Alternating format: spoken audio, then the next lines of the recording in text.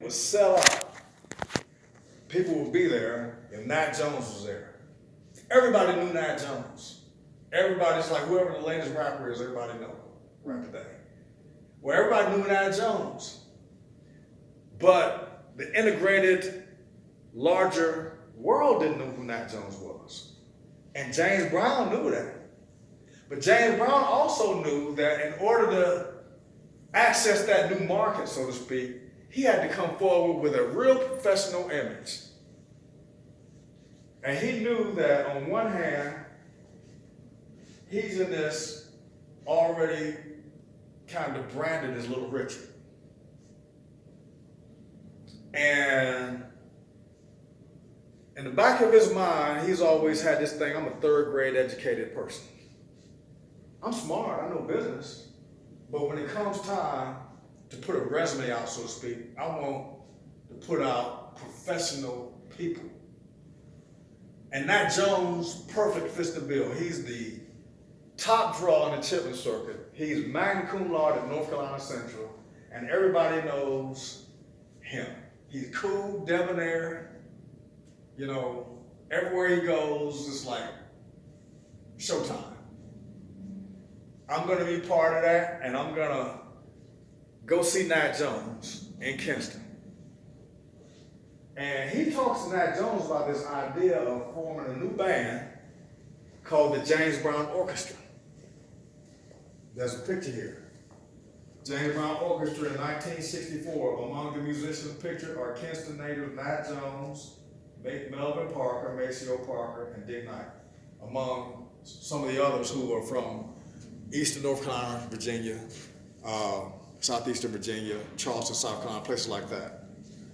But Nat Jones was his director. Nat Jones was who he put in charge of forming this band, but he said, we have to be really quiet about this until we get out of the contract. How are we going to get out of the contract? Yeah, so with a third grade education, he reads the contract, and the contract says, if you sing for another band or company on your next album, we're going to sue you. Aha, that's it. So Nat Jones makes funk music. Everybody's dancing. We're going to make an all instrumental music where I play the piano. Nat Jones produces it. Maceo Parker plays the saxophone, Dick Knight plays the horn, Melvin Parker plays the drums. And they produce something that makes a new word come into the American lexicon called groovy. That's groovy. I'm really dating myself now. But groovy, right around 1963-64, becomes part of the American lexicon. But where does that come from? People go start seeing the James Brown Orchestra.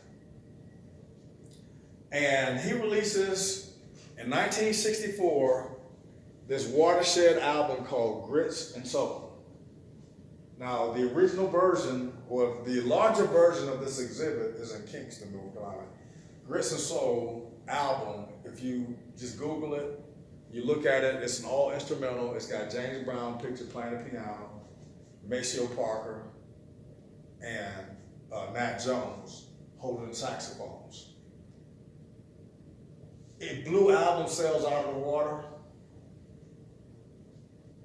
They got so much money they were able to get attorneys who basically laughed at King Record and told them to go away. James Brown accomplishes something that had heretofore been unimaginable then and even now with performing artists.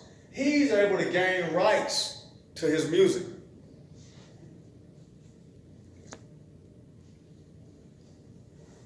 Nat Jones is writing his music. Yes, ma'am. Is that the same as like owning your masters? Owning your masters, exactly right. Okay. That's exactly the term today, is when, that's a good question. My son is a jazz musician today. He owns his music. There's a big difference. He signed with a label, and many times when you do that, the label